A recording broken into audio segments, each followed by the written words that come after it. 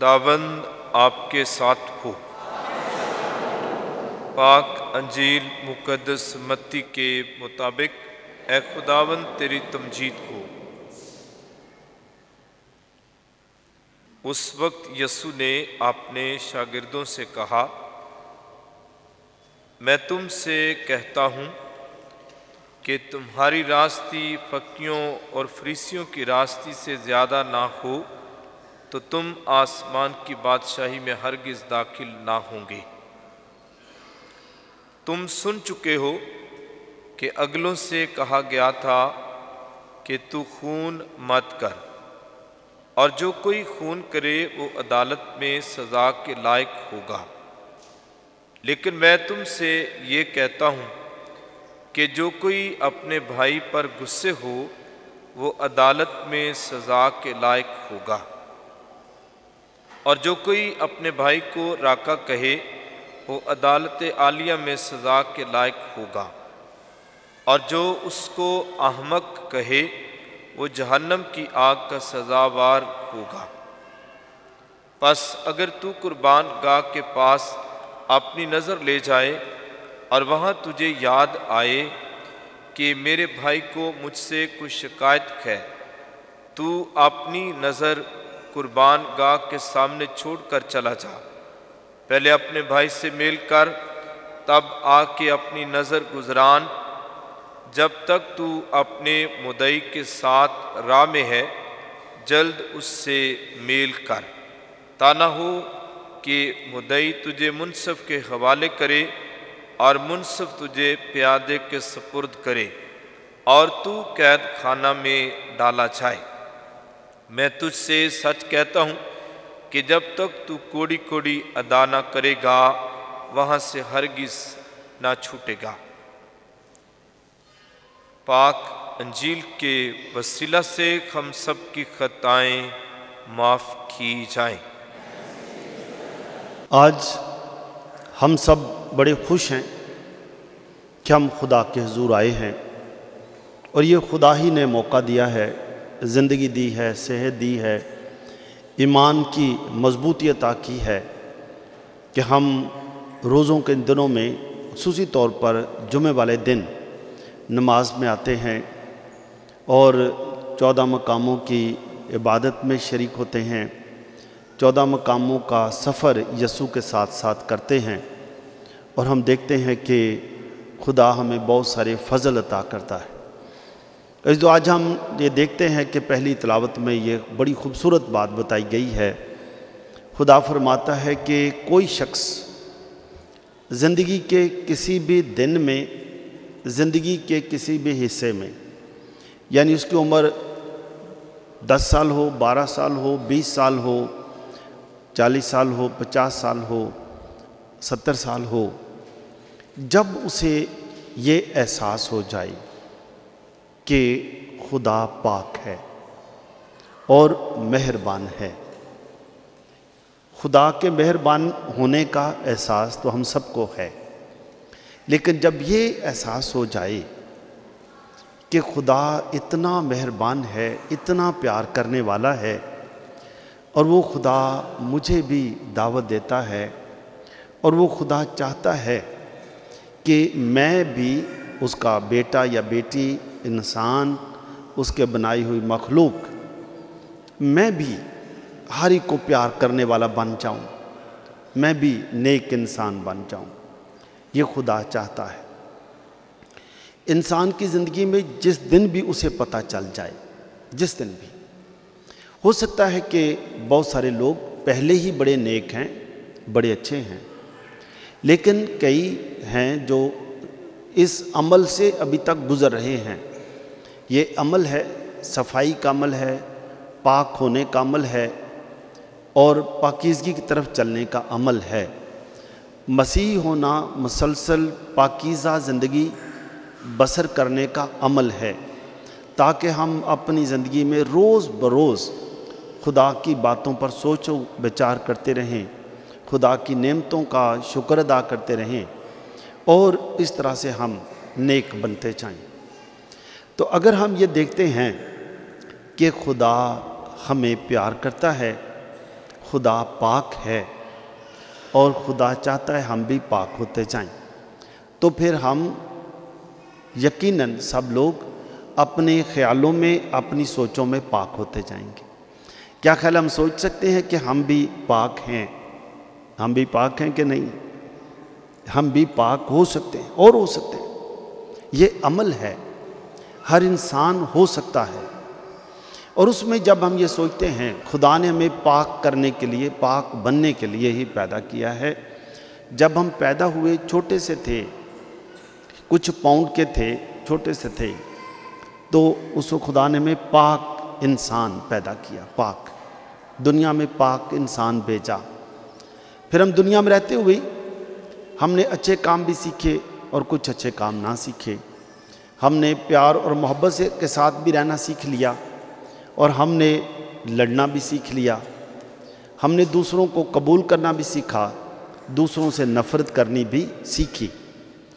دوسروں کو سہارا دینا بھی سیکھا اور دوسروں کو گرانا بھی سیکھ لیا، دوسروں کو دیکھ کر خوش ہونا بھی سیکھا اور دوسروں کو دیکھ کر اداس ہونا بھی سیکھا، پریشان ہونا حسد کی وجہ سے۔ تو یہ ساری چیزیں سیکھی ہوئی ہیں، یہ سیکھی ہوئی چیزیں ہیں۔ تو جو چیز بھی سیکھی ہوئی ہے، سیکھی ہوئی چیزوں میں تبدیلی لا سکتے ہیں کیونکہ سیکھی ہوئی ہے نا۔ اب دیکھتے ہیں یہ چیزیں جتنی بھی بنانے والے، کھانے پکانے والے بھی، وہ کئی چیزیں سیکھتے جاتے ہیں کہ اچھا اس میں تھوڑا سا مسالہ یہ ڈال دیں گے تو یہ بن جائے گی، تھوڑا سا مسالہ کم کر دیں گے تو یہ اچھی ہو جائے گی، نمک تیز کر دیں گے تو یہ بن جائے گا، نمک کم کر دیں گے تو یہ بن جائے گا۔ یہ ساری سیکھی ہوئی چیزیں ہیں۔ تو جب ہم بھی یہ دیکھ سکتے ہیں کہ یہ ساری سیکھی ہیں، مثال کے طور پر کسی سے نفرت کرنا یہ سیکھا تھا، تو اب ہم نفرت نہیں کریں گے۔ غصہ کرنا ہم نے سیکھا تھا۔ کوئی انسان بھی غصے کے ساتھ تو پیدا نہیں ہوا، غصے کے ساتھ کو پیدا ہوا ہے، غصے کے ساتھ نہیں پیدا ہوا، تو غصہ بھی سیکھا ہے۔ تو غصہ جب سیکھا ہوا ہے تو اس کو ختم کر سکتے ہیں۔ اور اسی لیے آپ دیکھتے ہیں کہ جو پہلی تلاوت ہے اس میں یہ بتایا گیا ہے حزقیل نبی کی کتاب سے کہ جس وقت بھی کوئی بھی انسان گناہگار کوئی بھی انسان جس دن، جس گھڑی، جس وقت اس کو اپنے گناہوں کا پتہ چل جائے، اس کو پتہ چل جائے کہ اس کو غصہ بہت آتا ہے اور غصے کی وجہ سے وہ غصہ تو دوسروں پر نکالتا ہے لیکن اس کے اندر غصے کا زہر بڑھتا ہی جاتا ہے غصے کا زہر، اور غصے کا زہر اس کو بھی کھاتا ہے، اندر سے کھا رہا ہے، اور وہ غصہ بھڑک پڑتا ہے۔ بھڑک پر کبھی غصہ ہو سکتا ہے کہ امی پر نکل جائے، کوئی بھی وجہ نہ بنے، پھر بھی غصہ ہو گیا، کبھی ابو پر، کبھی کسی بہن بھائی پر۔ اگر میاں بیوی ہوں تو ہو سکتا ہے کہ میاں اگر غصے کا بگولا بن گیا ہے تو اس کا غصہ اپنی بیوی پر، اور اگر بیوی غصے والا ایٹم بم بن گئی ہے تو اس کا غصہ اپنے میاں پر اور بچوں پر۔ تو یہ ساری سیکھی ہوئی چیزیں ہیں، لیکن لکھا ہے کہ جس وقت بھی کسی بھی انسان کو پتہ چل جائے کہ اس کو غصہ مثال کے طور پر بہت آتا ہے اور اس کو سمجھ آ جائے کہ غصہ سیکھا ہوا ہے تو وہ غصے کو چھوڑ دے گا۔ جس کو پتہ چل جائے غصے کی وجہ بہت ساری توقعات ہیں کہ مجھے یہ دے دیا جائے، یا میں یہ توقع کروں کہ اگر میاں بیوی آپس میں یہ توقع کریں، یا بچے امی ابو سے توقع کریں کہ ہمیں ابو یہ لے کے دیں، ہمیں ابو یہ لے کے دیں، ہمیں 10 روپے بھی دیں، ہمیں کل 20 روپے دیں، ہم اسکول جائیں تو ہمیں 30 روپے دیں۔ یہ ساری توقع ہیں، اگر نہ ملیں گی تو غصہ آئے گا۔ اگر یہ انسان توقع چھوڑ دے، توقع رکھنا، لیکن یہی کہے کہ جو بھی ملا ہے وہ اچھا ہے، جو دیا گیا وہ اچھا ہی ہے، برا نہیں ہے، کچھ بھی چیز بری نہیں ہے، اگر مل گیا تو اچھا ہے، نہ ملا تو بھی کوئی مجبوری ہوگی وہ بھی ٹھیک ہے۔ تو یہ چیزیں ہمیں غصہ دلاتی ہیں۔ تو جب لکھا ہے کہ جس وقت بھی یہ پتہ چل جائے تو وہ غصہ چھوڑ دے گا، اس کی زندگی میں تبدیلی آ جائے گی، اور لکھا ہے، دیکھیں کتنی خوبصورت بات لکھی ہے کہ جس دن جس گھڑی وہ اپنی زندگی میں توبہ کر لے تو اس کی زندگی چاہے 100 سال ہو،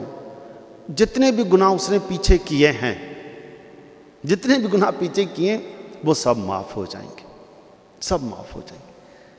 اور لکھا ہے خدا کہتا ہے کہ ایک بھی اس کا گناہ یاد نہ کیا جائے گا، ختم کر دیا، مٹا دیا جائے گا۔ دیکھیں خدا کتنا مہربان ہے، اس سے بڑی کیا چیز چاہیے، اس سے بڑی برکت کیا چاہیے۔ لیکن یہ بھی لکھا ہے کہ اگر انسان، اچھے کام کرنے والا انسان بھی ایسے دوستوں میں جا بیٹھے، ایسے لوگوں میں جا بیٹھے، ایسے شرارتی ٹولے میں جا بیٹھے کہ وہ ان کی طرح ہی ہو جائے، وہ بھی گناہ غلطیاں کرنی شروع کر دے جیسے وہ کرتے ہیں، تو اس کے گناہ معاف نہیں ہوں گے، کیونکہ وہ جانتے بوجھتے ہوئے بھی غلطی میں پڑ گیا ہے، جانتے بوجھتے ہوئے بھی، جب اس کو پتہ تھا وہ پھر بھی غلطی میں پڑ گیا، لالچ میں پڑ گیا،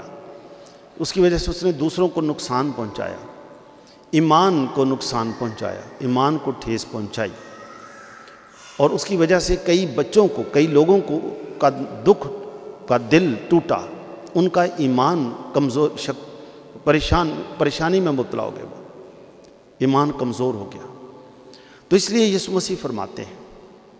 کہ کیونکہ ہم سب انسان ہیں، انسان سے ہی غلطیاں بھی ہوتی ہیں،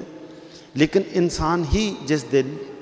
وہ باشعور ہو جائے، جس دن اس کو پتہ چل جائے، اس کی زندگی میں تبدیلی آ جائے گی اور وہ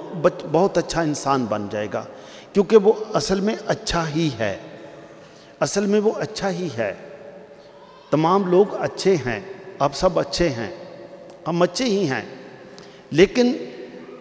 جیسے میں نے کئی دفعہ کہا، ادھر بھی لگا ہوا ہے، پتوں پر مٹی پڑ جاتی ہے، تو اصل میں تو پتا اچھا ہی تھا، پتا اچھا تھا، پتے کے اوپر مٹی پڑ گئی، لیکن مٹی اتار دی جائے گی اور وہ انسان اچھا ہو جائے گا۔ ہماری زندگی میں بھی ایسی اچھے ہم انسان ہیں، اچھے انسان ہیں۔ کئی دفعہ ہم ہو سکتا ہے بڑا اچھا سوچتے ہیں، دوسروں کے بارے میں اچھا سوچتے رہتے ہیں اور توبہ بھی کرتے ہیں، لیکن پھر دوبارہ غلطی ہو جاتی ہے۔ لیکن جس دن پکا ارادہ ہو جائے گا، زندگی بدل جائے گی۔ اور اس لیے یہ کہا گیا، یسوع مسیح فرماتے ہیں کہ اگر تو گرجے میں بھی آیا ہو، مثال کے طور پر اپنا نذرانہ لے کر آیا ہو، بہت بڑا نذرانہ لے کر آیا ہو، اور تجھے یاد آ جائے کہ میں نے اپنے بھائی کا یا بہن کا، کسی انسان کا دل دکھایا ہے، میں نے اس کو نقصان پہنچایا ہے،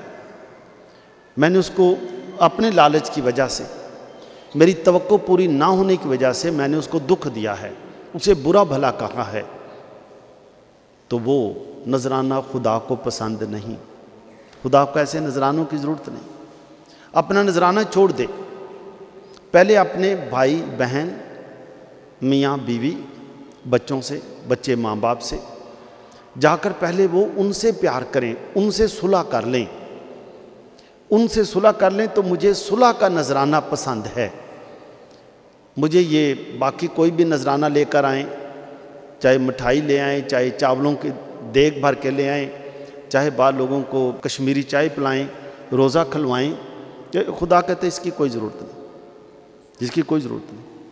لیکن یہ ہے ضرورت کہ تو ان چیزوں کو چھوڑ، تو اپنے بہن بھائی سے، ماں باپ سے، رشتہ داروں سے، دوستوں سے، جن کو تو نے دکھ دیا ہے، ان سے جا کر صلح کر لے، ان سے صلح کر لے، بس ان سے صلح ہو گئی، تیرا نذرانہ قبول ہو گیا ہے۔ خدا کو قربانیاں نہیں بلکہ خدا رحم پسند کرتا ہے، قربانیاں نہیں، خدا کو ان قربانیوں کی ضرورت نہیں ہے۔ تو جو آج جب ہم روزہ رکھتے ہیں، روزوں کے موسم میں ہیں، تو ہم ہر روز ہی سوچتے رہتے ہیں کہ آج میں کون سا اچھا کام کروں گا، جس دن یاد آ جائے کہ ہاں یہ والی بات بھی ٹھیک نہیں ہے، وہ بھی ٹھیک نہیں ہے، اور ٹھیک سمجھ بھی آ جائے، لیکن سمجھ یہ آ جائے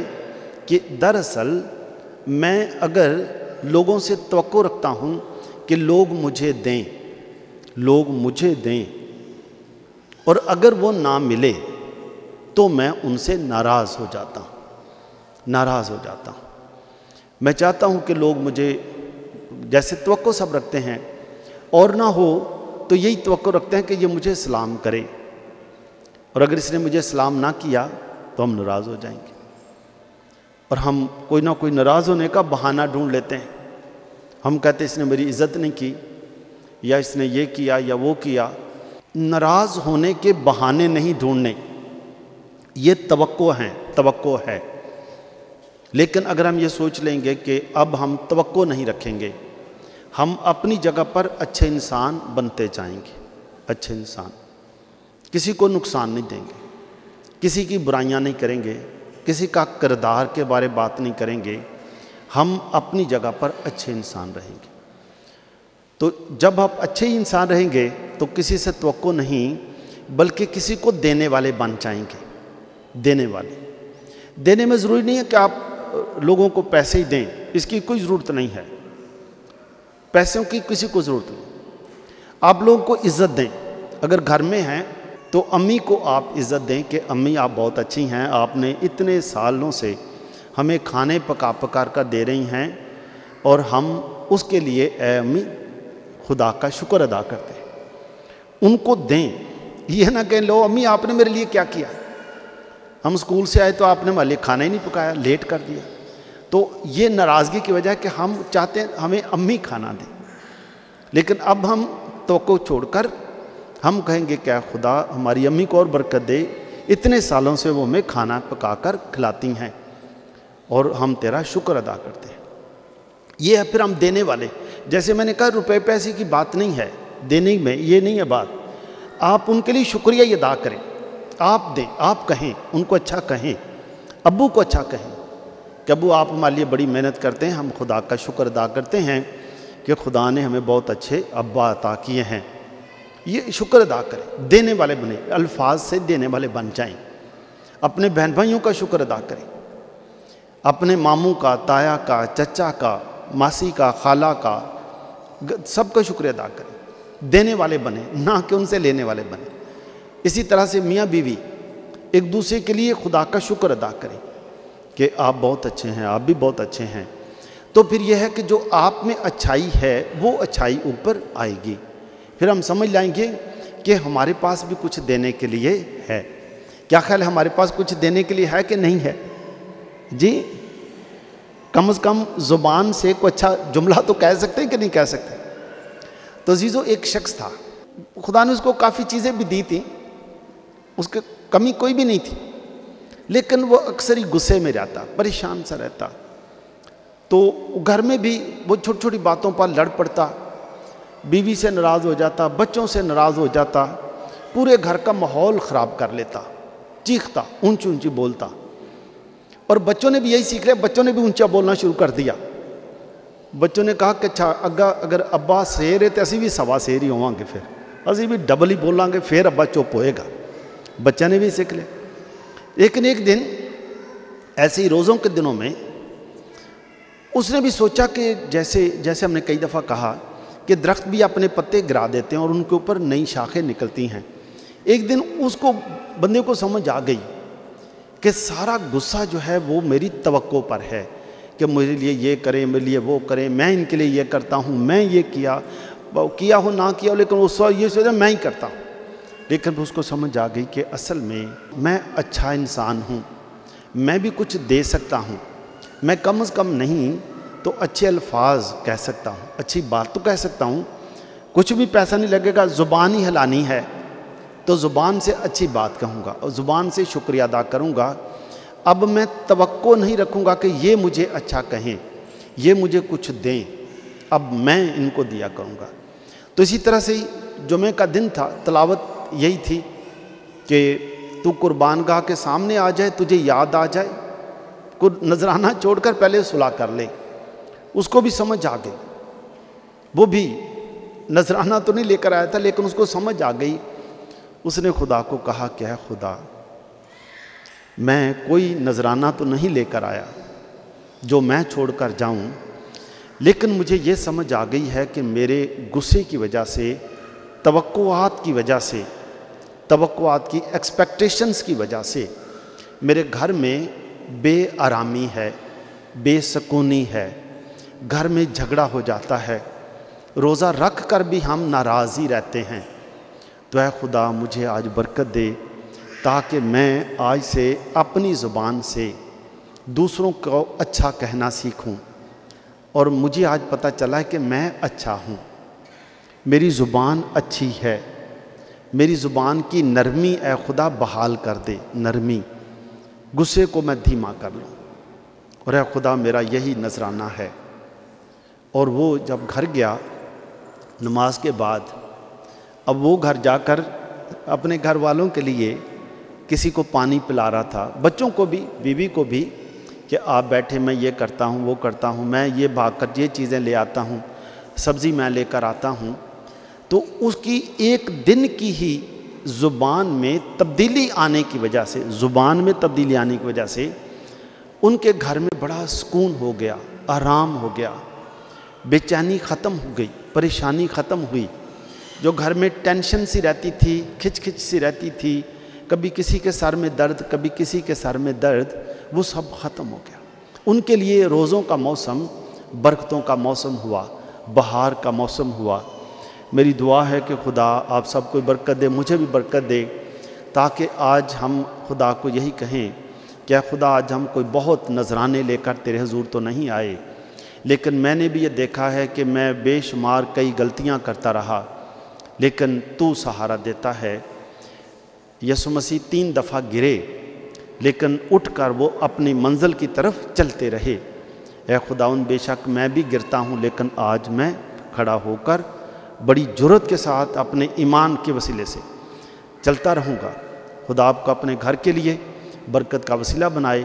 تاکہ آج ہی آپ کے گھر میں ایک نیا ماحول پیدا ہو جائے، ایک آرام دہ گھر ہو، آپ کو اپنا گھر اپنا لگے، اپنا گھر اپنی جنت بن جائے، مسیح خداوند کے وسیلے سے۔